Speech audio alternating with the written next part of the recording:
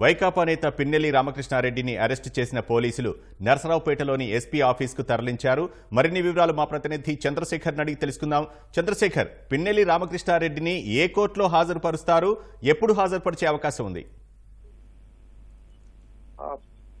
మే 13న రెండచితల మండలం పల్వాయి గేట్ వద్ద ఈవీఎం ధ్వంసం ఘటనతో పాటుగా ఆ తర్వాత రోజు జరిగినటువంటి ఘర్షణలకు సంబంధించి మాచర్ల మాజీ ఎమ్మెల్యే పిన్నెల్లి రామకృష్ణారెడ్డిని కొద్దిసేపు క్రితం పోలీసులు అరెస్ట్ చేశారు. దీనికి సంబంధించి ఆయన 4 కేసులు ఆయనపై నమోదు కాగా వాటన్నిటికి సంబంధించి హైకోర్టులో బెయిల్ పిటిషన్లు పెట్టుకున్నారు. వాటికి సంబంధించి 3-4 సార్లు హైకోర్టు మధ్య విచారణ జరిపింది. ఆయనకు తాత్కాలిక ఉపశమనం మాత్రం ఇస్తూ వచ్చినటువంటి హైకోర్టు కొద్ది రోజుల క్రితం జరిగిన విచారణలో తీర్పును రిజర్వ్ చేసి ఉంచింది. ఇవాళ రిజర్వ్ తీర్పును హైకోర్టు వెలువరించింది. ఆయనకు సంబంధించినటువంటి 4 బెయిల్ పిటిషన్ ను హైకోర్టు కొట్టివేసిన తరుణంలో వెంటనే పిన్నెల్లి రామకృష్ణారెడ్డిని నర్సరావుపేటలో పోలీసులు అదుపులోకి తీసుకున్నారు. ఆయన నర్సరావుపేట జిల్లా కేంద్రంలో ఉన్నారని చెప్పేసి అప్పటికే హైకోర్టు ఆదేశించడంతో ఆయన నర్సరావుపేటలో మాత్రమే ఉంటూ వస్తున్నారు. వెంటనే ఆయన ఇంటి వద్దకు వెళ్ళినట్టు పోలీసులు పిన్నెల్లిని అదుపులోకి తీసుకొని జిల్లా ఎస్పీ కార్యాలయానికి తరలించారు.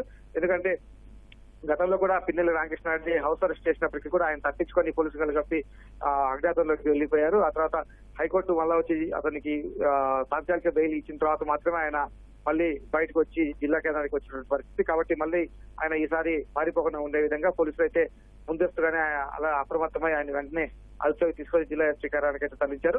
మరి కొద్దిసేపట్లో ఆయన కోర్టులో ప్రవేశపెట్టేందుకైతే పోలీసులు చర్యలు చేపడుతున్నారు. ఎక్కడికి తీసుకెళ్లాలనే అంశంపై అయితే కొంత తర్జన భర్జనలు చేపడుతున్నారు. ఎందుకంటే మాచర్ల నియోజక పరిధిలోని రెండచితల అలాగే కారేపూడి పోలీస్ స్టేషన్ల పరిధిలో ఆ నేరాలు జరిగాయి కాబట్టి ఆ మాచర్ల కోర్టులో ఆయన ప్రవేశపెట్టాల్సి ఉంటుంది. అయితే అక్కడికి తీసుకెళ్ళడానికి దాదాపు 70-80 కిలోమీటర్ల దూరం ఉంటుంది. అలాగే అక్కడ మళ్ళీ శాంతి భద్రతల సమస్య తలెత్తాయన్నటువంటి ఒక ఆలోచన కూడా పోలీసులు చేస్తూ ఉన్నారు. ఎందుకంటే ఎన్నికల సమయంలో జరిగిన గొడవలు కావచ్చు, ఆ తర్వాత కూడా పల్నాడు ప్రాంతంలో కొంత నిపుల పరిస్థితి ఉంది. ఎన్నికల ఫలితాలు వచ్చిన తర్వాత కూడా కొన్ని చోట్ల కొన్ని ఆందోళనలు జరిగినటువంటి పరిస్థితి. కాబట్టి మళ్ళీ ఇప్పుడు పిన్నెల్లి రామకృష్ణారెడ్డిని మాచర్ల తీసుకెళ్లి అక్కడ కోర్టులో ప్రవేశపెట్టడం అయితే అంత సులువు కాదు, అది కొంత ఇబ్బందికర పరిస్థితులు అని చెప్పేసి కూడా పోలీసులు భావిస్తున్నారు. అందుకే ఆయన నర్సరావుపేట కోర్టులో ప్రవేశపెట్టేందుకు అయితే వారు అవకాశం ఉంది. దాని తగ్గట్టుగా చర్యలు అయితే తీసుకుంటున్నారు. ఈ అరెస్ట్ తర్వాత కారంపూడి అలాగే రెండచింతలకు సంబంధించినటువంటి పోలీసు అధికారులు నర్సరావుపేటకు బయలుదేరారు. కొద్దిసేపటి వాళ్ళు నర్సరావుపేటకు చేరుకున్నారు.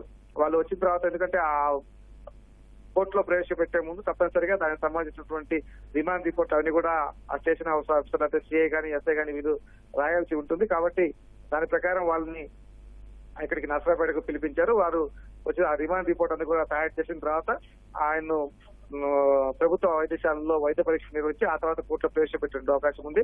ప్రస్తుతం మనకు అనుకున్న సమాచారం అయితే ఆయన నర్సరావుపేట కోర్టులోనే ప్రవేశపెట్టే అవకాశం ఉంది. ఒకవేళ న్యాయమూర్తులు వీలు పడదు అక్కడికే మాచర్ల కోర్టులో ప్రవేశపెట్టాలని చెప్తే కనుక అక్కడికి తీసుకెళ్లేటువంటి అవకాశం ఉంది. ఈ విషయంలో మరి కొద్దిసేపట్లో స్పష్టత రానుంది. దీనిపైన వాళ్ళు పోలీసు అధికారులు అయితే నిర్ణయం తీసుకున్నాక మనకు అధికారికంగా వెల్లడే అవకాశం ఉంది.